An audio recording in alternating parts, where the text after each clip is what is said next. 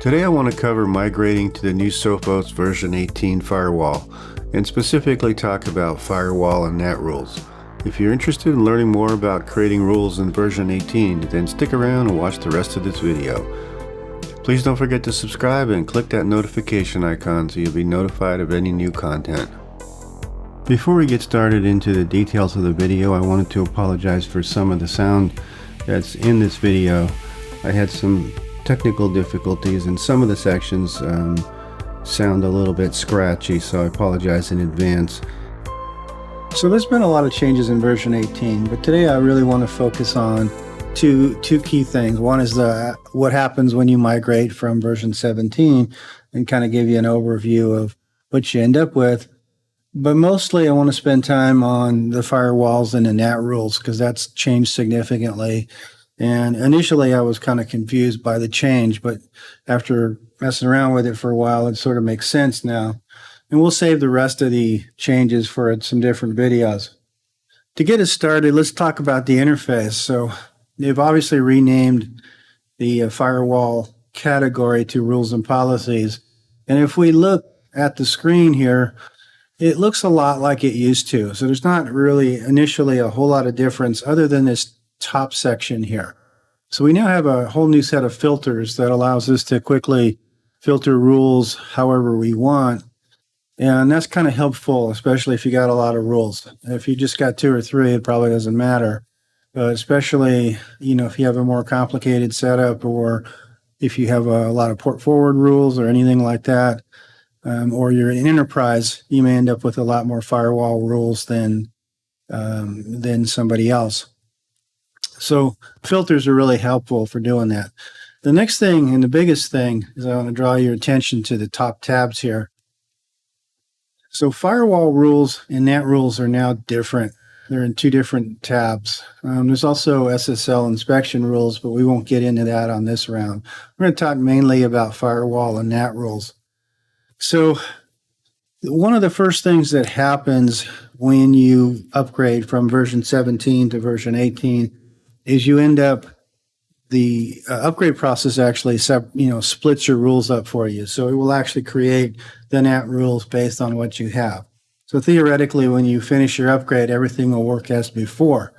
The problem lies in that it creates kind of a mess. So I want to kind of walk you through what it does and kind of how they work. And then we'll kind of dig in a little deeper into how to create a firewall rule, how to create a NAT rule, and then the changes in port forwarding as well. So for starters, if we look at this at the rules screen, for the most part, the categories are the same. What's different is they've added this ID here. So if I look at this ID, I now have a number next to it, and that number is going to correspond with the NAT rules, and we'll get into that a little bit later. So let's take a quick look before we get too far into actually digging into one of the rules. I want to show you what happens when you migrate. So this is a freshly migrated system. I've made a couple of minor changes to it, but for the most part, I haven't done much to it. But so it's recreated all my rules. And if I click on NAT rules, what you'll see here is what I was initially very confused by, which is creating a bunch of rules, NAT-based rules. The thing I want to also draw your attention to is that when you convert, you'll see the screen up here. It's a warning. It says that basically a lot of the masqueraded SNAT rules were created during migration, that they didn't prune them automatically. So they basically created a 1-for-1 relationship. So every firewall rule got an equivalent SNAT rule. Just so the behavior doesn't change. And it's telling you that you can actually delete them and enable a common NAT rule. And we're not going to do that. We're going to go the manual route so I can show you a little bit more detail as to what really happens. So I'm going to ignore this message for now. So as you can see here, they've got some really cryptic names like FW13, migrated NAT rule, And obviously you can go in there and rename them, but that's not what we want to do right now. What we want to do is understand how they got there, what they're for, and how can I clean up some of this mess, because it's kind of messy. So let's jump over to firewall rules and let's break one down so we can kind of see what happens. I'm going to pick the one I use for my family network. As if you've seen any of my previous stuff, you know that I actually have several VLANs and 2 physical networks. So I'm controlling different firewall rules and different filtering, web filtering, app filtering on each network. So this is one of the ones I use for the what I'll call the family network. And if we look at the rule, and I can throw up version 17 so you can kind of see that. But if you look at the rule, it's very, very similar to version 17.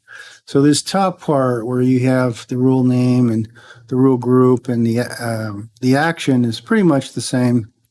And the source is pretty much the same.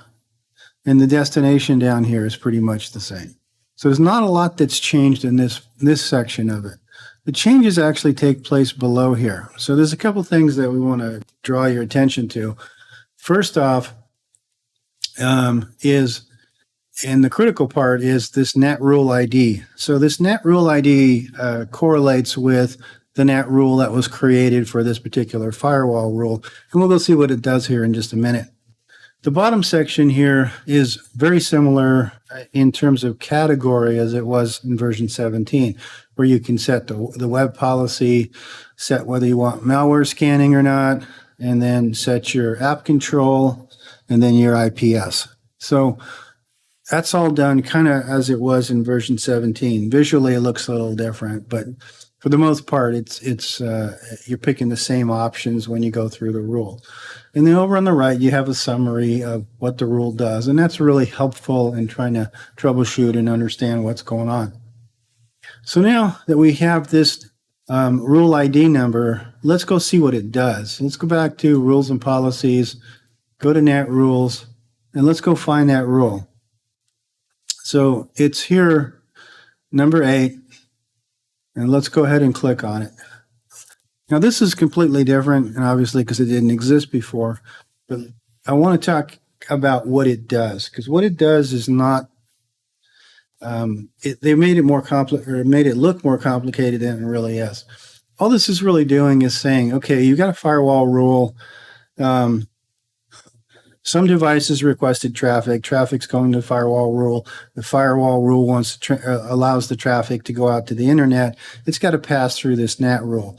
Now, if we look at and jump over to 17 real quick, you can see that the SNAT or the mask translation was actually part of the firewall rule, and now it's not. So all they've done here is broken this out. So if we break down this rule, all they're really doing is saying any traffic from the family net, from any originator, from the original destination and original service, gets translated. It goes through a standard mask, which is, basically converting it to your public IP so it can transmit, securely out to the internet. And the translated destination, the DNAT, and the translated service or the port is the same. And this works on any inbound interface, any outbound interface. Out of the box, the only thing this really does is pass traffic through a standard SNAT. So they made it look more complicated. And obviously, depending on your situation, you can do other things. We'll get into these ports and DNATs here on the port forwarding. But in terms of a standard network address translation mask, this is all it really does. Takes traffic, allows it to go through translation, pretty much end of story. So going back to the converted rule, this rule, in essence, is only allowing traffic to go through. And if I look down several of these other rules, like let's look at my IoT VLAN, it's doing exactly the same thing, but from a different source. So in essence, this thing is all of these rules that have been kind of split up at the end of the day, they're only going through the mask. So let's take a look at, since they've went ahead and split this all up for us, we do have some options. Obviously, we have this option to do it automatically, which I would probably, again, recommend not doing. But the other thing I can do is I can actually start going through these selectively one by one and determining which ones I really want to keep. So I'm going to walk you through an example. But before we do that, I want to have you shoot down here to the bottom. And if you look here, by default, they've created a standard default SNAT mask rule. And let me just pull that open. It's off by default until you make one of these selections up here. But I went ahead and turned it on so that I can test that things are still working as I start deleting things. But basically, this is wide open. It says from any source, basically any original destination, any original service, it's going to track it and allow it to go out. No change in DNAT, no change in ports. From any interface to the outbound port 2, which port 2, if you know, Sophos is the WAN connection, unless you've called it something else or programmed it something else. And obviously, this is really powerful because I'm only going to have to create one rule, which they actually created for me, but I only need the one rule to do almost all the mask. Unless you have, a more complicated setup like dual WAN connections or anything, or you're routing through something else first before going outside, you can make these adjustments. But for a traditional, NAT, internet connection type network, this basically covers it all. So going back to the NAT rules, what I can do here is I can go through, I'm going to pick this test LAN here. So if I go into this test LAN, I can see that this rule, again, does exactly the same thing. It brings things in from the test VLAN, puts a mask on it, and allows it to go through. So I don't really need this rule because I can use the default one. So what I'm going to do here is I'm going to go back and I'm going to say, I'm going to click over here and I'm going to say I can either unlink the rule and turn it off, or what I can do is actually delete the rule. Now I'm going to delete it because I don't want any more confusion on my screen. So I'm going to go ahead and click delete. And it's telling me it's going to delete and the selected records. I'm going to say yes. Okay. And the rule is now gone. And if I go back to my firewall rule for that test, which is actually here, for that test VLAN, I'm going to see down here, there is no longer a number here. There's no longer a linked rule. So what this is going to do is basically default to the NAT. So it's basically going to route traffic, everything through the default SNAT rule. So the purpose here is to go through each one of these mask NAT rules that have been created for me and basically get rid of them, with the exception of the default one. Obviously, you can't get rid of that. But I can go through and delete the rest of these, unlink them, and what I'll end up with is a very, very slick, very streamlined NAT rules that at the end of the day is going to really simplify the creation of a new firewall rule. So I'm going to go through how to create a firewall rule, and then we'll go through and get into some port forwarding. Okay, so I'm going to go ahead and click Add Firewall Rule. I want to show you the manual way first, and then I'll show you how to do a DNAT, which is basically a port forward. So if I do a new firewall rule, I'm going to do the same thing. I'm going to say, I'll call it test rule. Don't need a description. You can put it on the top or the bottom. I usually put them at the top. The default action is going to be accept. So again, this is very similar to the way it was before. So my source zone is going to be my LAN. And my source device is going to be, I want to call it, I'll use my IoT. So I'm get rid of any, click on IoT, apply. And no scheduling. Destination zone is going to be the WAN because I want to go out with it. And any destination network, any services. That's all I need to get it to work. Again, I'm going to go down here and I'm going to pick my default policy. Oops. And I'm not going to do traffic shaping, although I could. I have a couple set up. And I'm going to do a LAN to WAN IPS. So I've created my rule. That's all I need. Because this is part of the LAN and my default NAT rule is picking up all sources, I don't need to do one. I need to go over here and create anything special because it's all going to work off of this one. And again, to refresh your memory, this takes everything from any source, original destination, original service, and that's it. So it's not on any inbound interface. So I don't need to do anything else as long as it's on my local network. It'll feed through this NAT rule for standard internet traffic. So I hope that makes sense. So basically, I've created a rule, does some stuff, does some filtering, and then uses a default NAT rule to get it actually out, transmitted out. Okay, so let's get into some port forwarding. But before we do, I want to show you kind of what it looks like after you trim everything up and kind of fix up your NAT rules.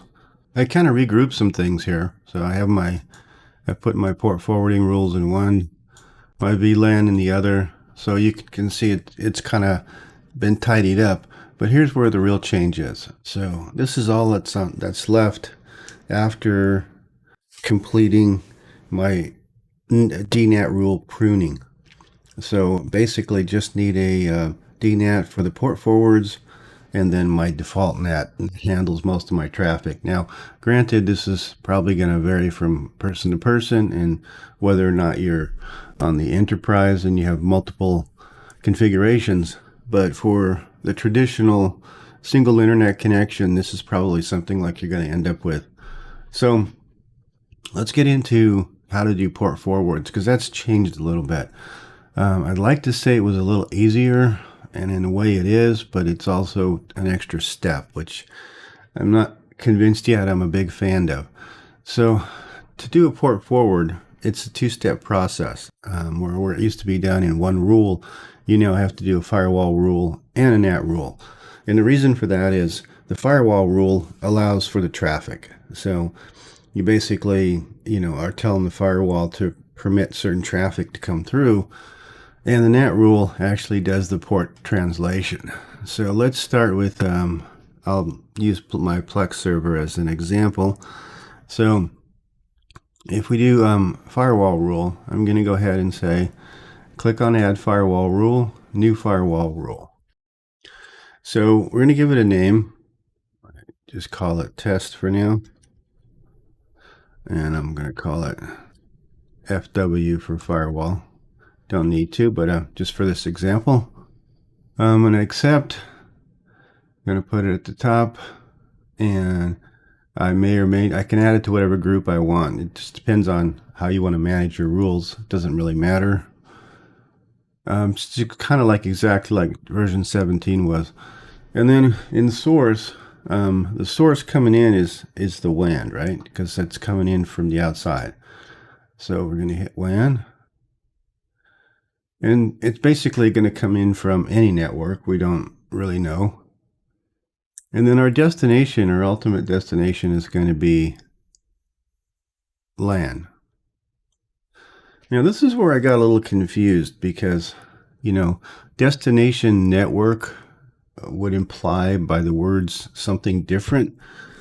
But what they're really talking about is the destination, the original destination, meaning where the traffic was destined to go, which is really, it's destined to go into your WAN port. It sort of sounds counterintuitive, but if you think about it, from wherever the traffic originates, the destination of that original traffic is the destination network, and that destination network is your WAN network. So we're going to go ahead and actually pick port 2. I could leave it as any, it would work, but it's better to, it's optionally better to kind of refine the port where it's coming from. And then the services is going to be, obviously it's going to vary depending on what you're creating the rule for. In my case, I'm going to do Plex server. So I'm going to do Plex. I'm going to use the Plex port forward service that's been defined. So I'm going to go ahead and do that. And all that does is create the port. If you look at the, if you know what services are from the prior version, it's exactly the same. So it basically defines the port that the services are on. So down here, I pretty much don't need anything else unless I want to apply some filtering, some IPS, some web filtering, application filtering, and traffic shaping requirements.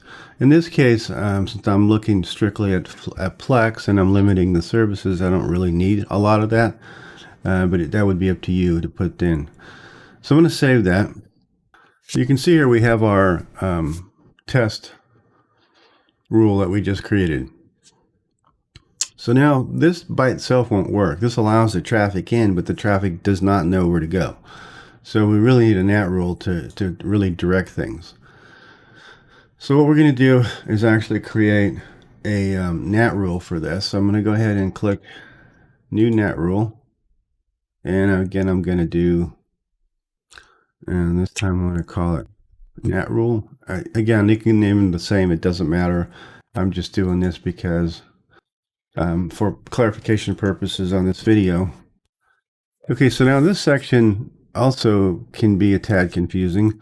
So if I look at my original source, so again, this is almost a mirror image of what's happening on the firewall rule. So my original source is really any. We don't know where it's coming from. You know, some application somewhere or some client somewhere that wants to play Plex.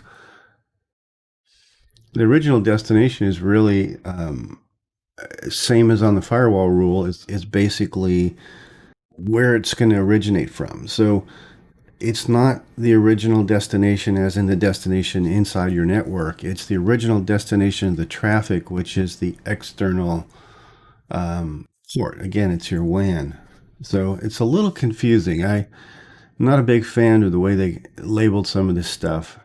It seems a little less intuitive than it was before. So I'm going to go ahead and add port 2. So let's get rid of any, do port 2, apply. Okay, and again, since we're translating not everything, we're translating only the Plex service, we need to add Plex here.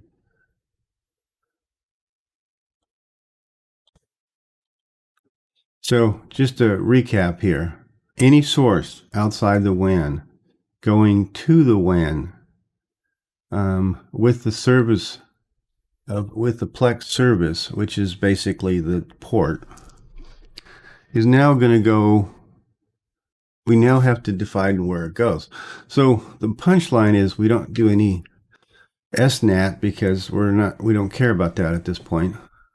And then the translated destination is the place that we actually wanted to go. So that's internal to our network. Where do we want this to go? So we're translating basically from port 2 to which device or which IP address.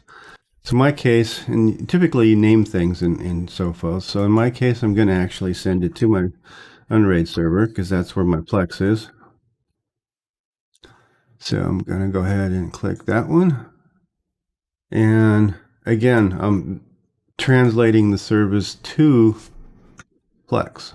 So I'm keeping that.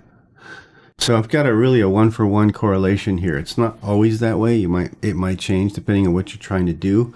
But in this particular example, I'm basically taking any source coming into port 2 that's using the Plex service, which is basically port 32400 or whatever it is. No SNAT. I'm basically forwarding it to my unraid server, and I'm forwarding it under the same port number that's coming in off. So I'm translating everything over to this server. So I hope that makes sense. It's a little more straightforward than the firewall rule, but it's still a little bit confusing on the way they define destination and origination and so on. So the second part's kind of easy. So the inbound interface, I can actually leave it at any and any. But what I want to do is, or typically what you want to do is pick a specific inbound interface. So what I'll do for this example, which is the way I really have mine set up anyway, is do a port 2, because I'm only interested in what's coming in off the WAN right now. Internal to the LAN, all ports are kind of open anyway. So, and then the inbound interface is any, so I really don't care. I'm not going to try to filter it. I could, but I'm not going to. And that's pretty much it. The rest of this is done. So I hit save. So I basically have my test NAT rule, which basically takes everything coming into port 2 and translates it over to my Plex server, and then using the Plex service. So it's basically the same port coming in, same port going to the LAN.